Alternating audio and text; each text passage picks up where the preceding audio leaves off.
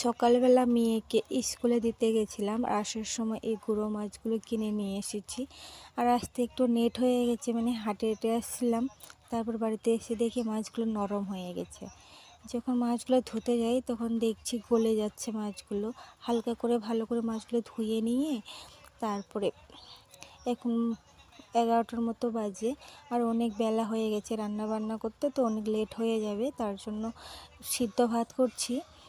আর এদিকে মাছের ভাজা করব না, ভাবছি আজকে পাতুরি করে নেব মাছগুলো, যেহেতু মাছগুলো নরম গলে যাচ্ছে।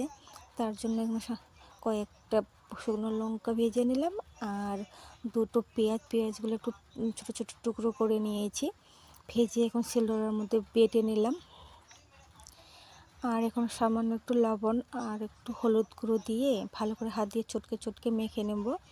তারপর সাথে মাছগুলোও দিয়ে দিয়েছি। দেখতে পাচ্ছ মাছগুলো